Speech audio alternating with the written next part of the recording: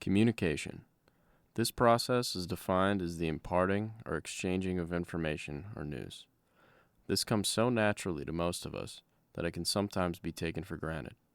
For some people, communicating their thoughts and feelings can be a struggle each and every day. Christopher Brown is one of many nonverbal people with autism who deal with this obstacle. Christopher lives in a small town off of exit 40 on the New York State Thruway called Weedsport. He is now 22 years old and has lived in Weedsport for his entire life. At the age of 4, he started showing signs of autism and has lost most of his ability to communicate ever since. Along with autism, Christopher also suffers from seizures that began early in his adolescence. He takes medicine to control these seizures 3 times a day. Christopher is able to verbalize only a few words and phrases. However, most of these phrases are not reliable.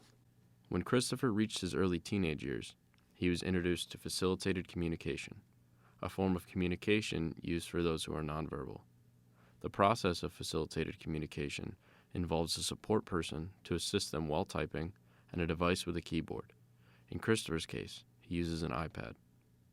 The duty of the support person is only to pull back on the nonverbal person's arm and then to release them once they have chosen a letter.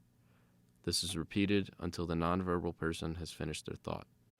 Your job is to pull them back to center and create a rhythm for them. So when they hit, you pull back and they continue, and the two of you find a rhythm. You're also giving a lot of psychological support to emotional support, saying things like, you can do this, do you need to back up, is that what you wanted to say, things like that. This of course comes with much criticism, as many believe that the support person is actually the one doing the typing. This statement by the American Speech Language Hearing Association says that there is no scientific evidence to support the practice, and also notes that messages are authored by the facilitator. Several other institutions have made statements against facilitated communication, including the American Psychological Association and the Association for Autism and Treatment. Some have even gone as far as calling the practice an abuse of human rights. All right, big man. Time to get up, okay? Christopher needs support with most things in his everyday life. He has multiple different support people who work for him. One of them is 23-year-old Justin Files, who has been working with Christopher for 4 years. You want eggs? Yes, no eggs. Scrambled egg sandwich? Yes. So me and Christopher, we talk about a lot of things, anywhere from like what he wants to eat to some personal things that even he won't type with his mom, that he only feels comfortable typing with me. Talk about his like emotions and how he's feeling throughout the day. So what I do with Christopher, it's pretty much I'm there to make sure that he lives his best life, make sure he's out in the public and he's getting experiences that he wouldn't normally get with just his family. My main thing is making sure that he gets his seizure medicine if he has any seizures, and just pretty much be there to facilitate with him. One of mine and Christopher's favorite things to do is probably get outside, just get out, get fresh air, and just go for a walk. Usually is probably one of our favorite things we like to do. Justin has a gift for being able to push Christopher a little bit outside his comfort zone and also know when to stop pushing. Justin is a peer, and that speaks volumes, because Christopher much rather be hanging out with a peer than, a 50-year-old woman like his mother. So, he's hung around with his parents for years and years and years, and he wants nothing more to do with hanging out with us. And so Justin is a peer who also was a cool guy in high school. Justin has been able to pull Christopher out of his comfort zone and help him do the things that he's always wanted to do, but didn't have the confidence to do, or even the motor planning to do on his own. Me and Christopher have pretty much a brother-brother relationship. We've become very close throughout the years that we've worked together, and I honestly consider him a brother, and I know he considers me a brother as well. Christopher's friends and family strongly believe in the validity of facilitated communication and have their own specific reasons why. So I've seen people type with Christopher and be able to type out stuff that only me and Christopher know about, and that's one reason why I believe facilitated typing's a real thing.